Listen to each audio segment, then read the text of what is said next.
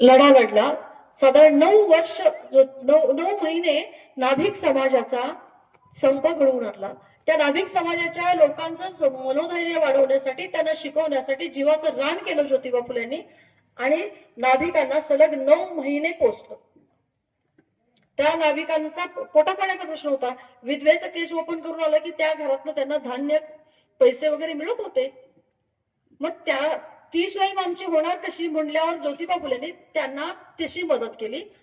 स्वतः 9 महिने नाभिकांची घरं चालवली आणि संप घडवून आणला. आणि तिथून पुढे विधवा केशवपनाचा प्रश्न पूर्ण मोडीत काढला.